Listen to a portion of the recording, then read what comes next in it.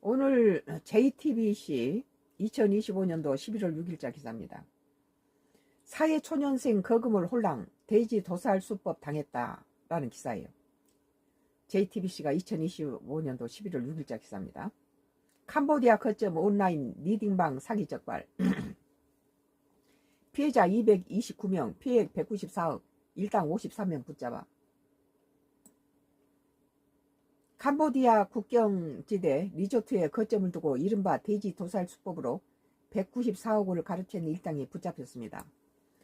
가짜 투자액을 설치해 돈을 불려주고 수익금을 주는 척 하다가 어느 순간 돈만 챙겨 사라져 버리는 것입니다. 맨 처음에는 뭐 이자도 잘 주고 뭐 그러다가 다음에 안심하면 그때 그냥 떼먹고 도망치는 거죠. 사회초년생 A씨는 소셜미디어 오픈 채팅방에서 한 주식 매매 프로그램에 추천을 받았습니다. 이 프로그램을 통해 수익을 냈다는 인증글도 다소 올라왔습니다. 짜고 치는 거죠, 이게. 뭐든지 많이 준다라고 그러면 그 의심해 봐야 돼요. 수익을 낼 거란 기대에 A씨는 투자금을 2,800만 원을 안내받은 계좌로 입금했습니다.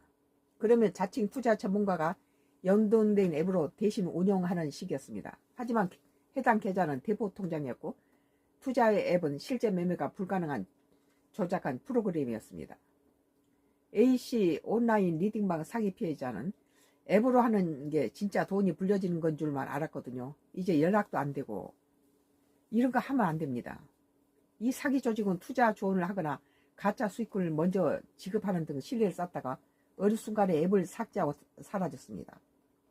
뭐 엄청난 돈을 주겠다고 이렇게 꼬셔서 그 다음에 사기를 당하는 거죠. 나는 그런 것을 절대 처음부터 아예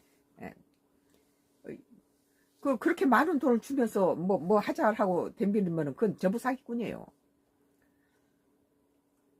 온라인 리딩방 사기 피해자는 진짜 있는 기업이구나 이렇게 약간 믿고 송금을 해주니까 약간 신뢰를 조금 쌓았던 것 같기도 하거든요. 이런 수법을 당한 피해자만 229명, 피해액은 총 194억 원입니다. 최재호 서울경찰청 광역수사단 형사기동대 3팀장은 돼지 도살법이라고 있습니다. 처음에는 라포 형성하고 신뢰가 형성된 다음에는 조금씩 피해금을 늘리고 편취금을 늘리고 쫙 늘린 다음에 한 번에 싹 들고 튀면서 사라진다는 거예요.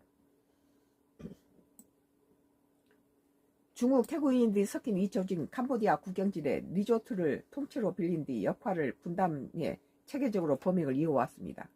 중국이나 태국인이 섞여있는 이 캄보디아 국경지대에서 금융감독원과 서울경찰청은 이렇게 투자 사기를 벌인 일당 53명을 붙잡았습니다. 왜 우리 국민들은 이런 데 많이 사기를 당하나 모르겠어요. 우리